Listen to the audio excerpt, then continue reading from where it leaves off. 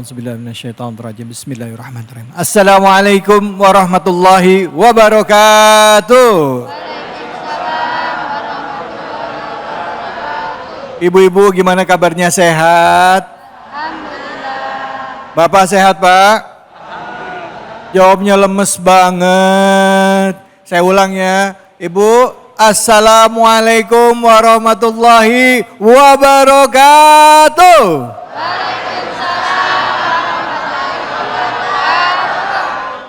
Nah, baru ketahuan ada penontonnya.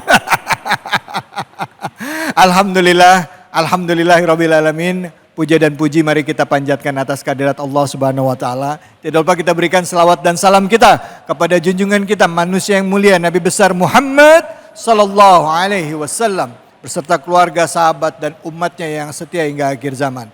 Hari ini kita kembali bersilaturahim dalam acara Cahaya Hati Indonesia. Disiarkan kali ini khusus di Pasar Minggu di Masjid At-Taqwa. Ada ibu-ibunya, ada bapaknya, lengkap. Dan hari ini juga saya nggak sendiri seperti biasa hadir bersama kita. Guru-guru kita yang istimewa sudah meluangkan waktunya kepada kita semua untuk mendengarkan kajian dari beliau.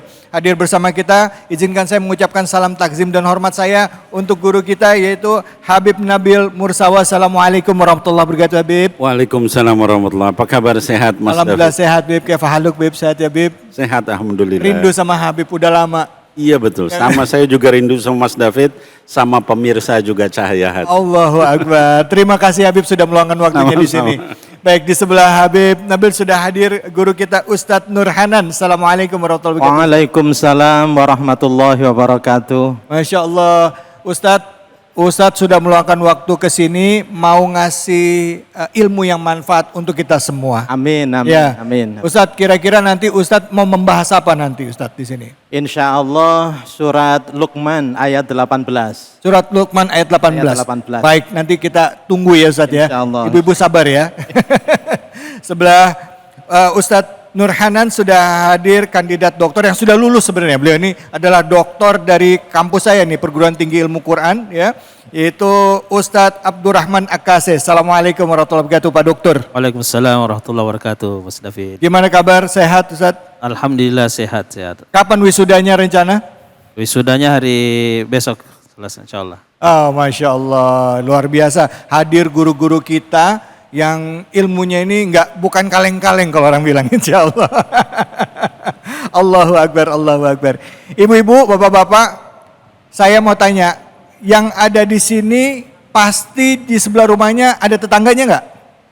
Ada. Sebelah kanan ada tetangga? Kiri ada tetangga? Depannya ada? Nggak ada. Emang apaan jalanan depannya? Bu, pernah berantem nggak sama tetangga? Kok ngeliatnya ngejawabnya ada yang nengok-nengokan, nunggu-nungguan, Bib. Pernah nggak ya gue ya? Pernah lihat nggak ada yang berantem? Pernah? Mana orangnya? Nggak ada. Yuk ngomongin soal adab bertetangga, Islam punya caranya. Ada adabnya di dalam bertetangga. Tapi sebelum itu saya mau ajak kita semua untuk belajar dulu dari video berikut ini. Coba kita cari hikmahnya dari kejadian ini.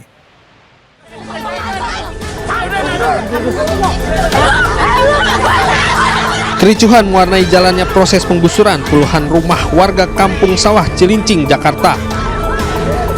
Beberapa warga yang rumahnya digusur naik pitam saat ada tetangganya yang melontarkan ejekan. Alhasil, aksi adu mulut hingga saling dorong tak terhindarkan di sela-sela proses penggusuran terkait proyek tol Cibitung Cilincing ini. Kericuhan selesai setelah aparat TNI turun tangan melerai kedua belah pihak yang berseteru. Sementara itu, penggusuran di Kampung Sawah ini dinilai tidak manusiawi karena sejumlah warga belum menerima uang ganti rugi.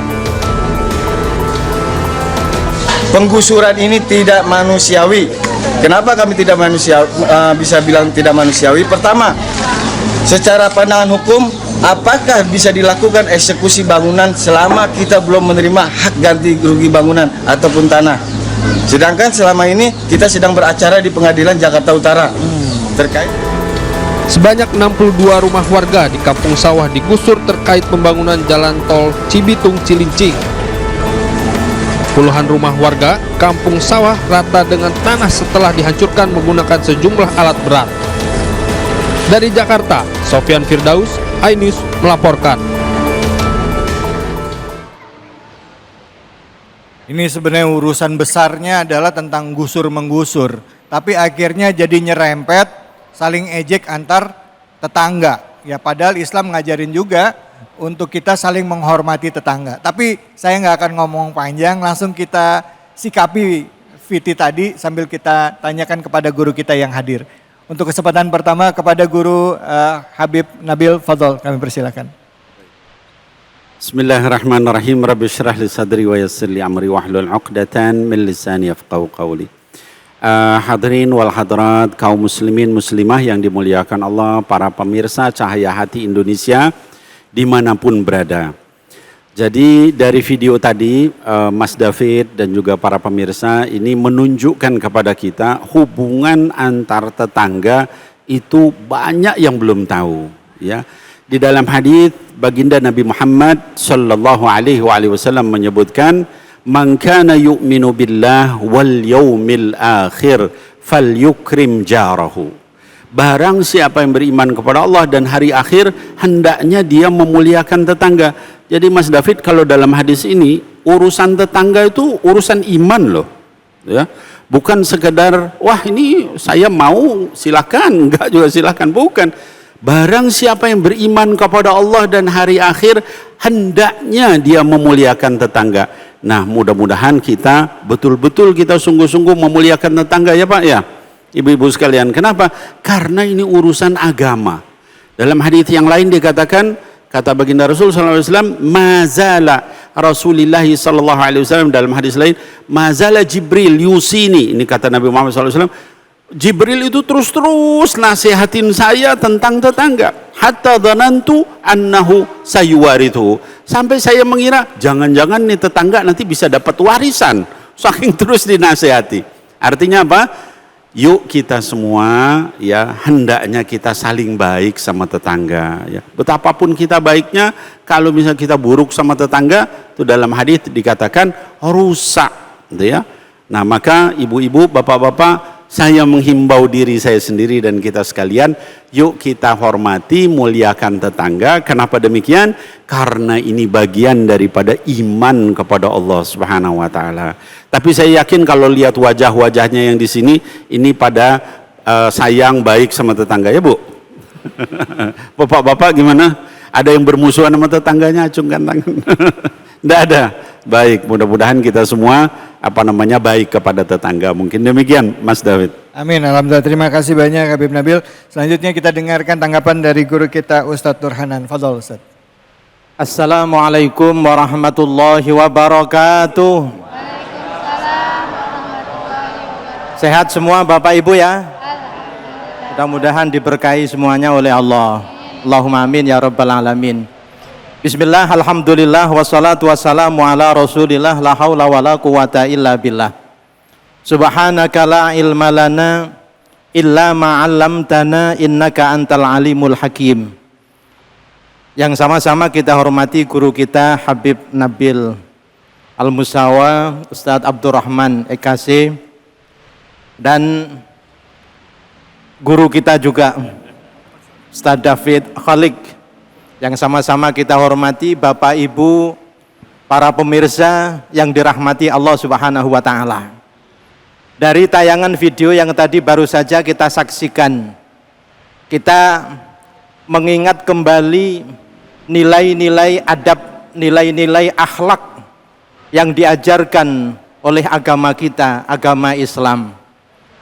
Tadi sudah disampaikan salah satu hadis dari Rasulullah sallallahu alaihi wasallam bahwa perintah menghormati tetangga ini menjadi barometer dari kualitas keimanan seseorang. Dalam hadis yang lain, mohon izin Habib, Nabi juga bersabda, "Man kana yu'minu billahi wal yaumil akhir fala yu'dzi jarahu." Barang siapa yang beriman kepada Allah dan hari akhir, maka janganlah ia menyakiti tetangganya. Bapak Ibu hadirin yang dimuliakan oleh Allah Subhanahu wa taala, tetangga ini adalah orang yang paling dekat dengan kita di samping anggota keluarga kita, betul?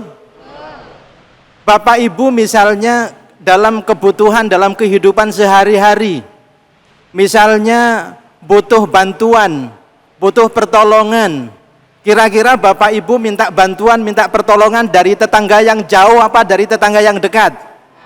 Dari tetangga yang dekat. Bagaimanapun juga tetangga yang dekat ini sangat kita butuhkan dalam kehidupan kita sehari-hari. Tetangga juga butuh kita, pasti, karena hidup manusia ini butuh untuk saling tolong menolong. Oleh karena itu, jika hubungan antar tetangga ini bisa dijaga dengan baik, maka saling tolong menolong antar tetangga ini juga bisa diwujudkan. Saya kira itu yang bisa saya sampaikan. Mudah-mudahan ada manfaatnya. Terima kasih. Alhamdulillah, terima kasih banyak Guru Ustadz Nurhanan. Silakan kebersamaan pada Ustadz Abdurrahman Akase. Silakan, Fadhol. Bismillahirrahmanirrahim. Assalamualaikum warahmatullahi wabarakatuh. Alhamdulillah nahmaduhu wa nasta'inuhu wa nastaghfiruh. Assalatu wassalamu ala Rasulillah. Rabbi syrah li sadri wa yassir li amri wahlul 'uqdatam min lisani yafqahu qawli. Allahumma lakal hamdu wa ilaikal mushtaka wa antal musta'an, la haula wa la quwata illa billahil aliyyil azim. Jadi berkaitan dengan bertetangga, saya ingin menambahkan sedikit dari komentar guru kita berdua tadi. Kata Rasulullah sallallahu alaihi wasallam, wallahi la yu'min, wallahi la yu'min, wallahi la yu'min. Sampai 3 kali Rasulullah mengatakan demi Allah tidak beriman, demi Allah tidak beriman, demi Allah tidak beriman. Maka sahabat bertanya, wahai Rasulullah, siapakah itu? Kata Rasulullah sallallahu alaihi wasallam, alladzi la ya'manu jaruhu bawa'iqah. Orang-orang yang membuat resah tetangganya, membuat sakit hati tetangganya. Jadi pada hakikatnya tadi sudah disampaikan bahwa orang yang paling dekat adalah tetangga kita.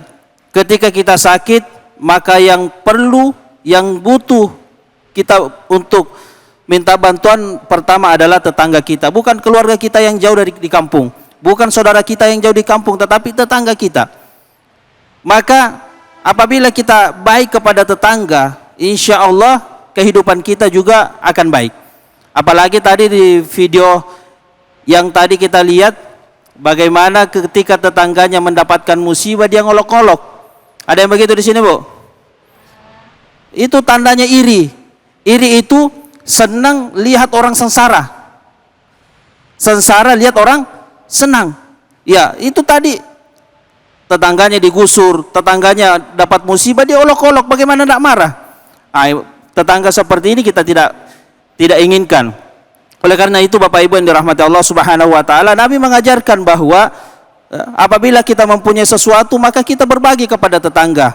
Bahkan diajarkan ketika kita punya buah pohon ya yang ada tanaman di depan rumah kita, ketika buah itu jatuh di pekarangan tetangga, maka itu ada hak bersama. Kalau ada buahnya jatuh, kita datang, Pak, itu ada buah rambutan jatuh, tahu aja itu buah antum kan? Oh begini Pak, dia dalam agama kami, kalau buah yang jatuh di pekarangan Bapak boleh ambil, tidak mesti harus meminta, tidak mesti harus izin, halal pokoknya. Itu kalau buah. Tapi ibu-ibu kalau ayam kita ke tetangga kira-kira halal nggak? Sapi kita atau kambing kita ke tetangga halal nggak disembelih? Beda hukumnya buah dengan binatang. Jangan langsung datang, langsung kita sembelih, bismillahirrahmanirrahim, halal kata tetangga kemarin. Beda. Tapi kalau buah boleh kita makan. Intinya kita perbaiki hubungan kita kepada sesama tetangga. Insya Allah kalau baik hubungan kita kepada tetangga, maka akan harmonis kehidupan kita dalam bertetangga.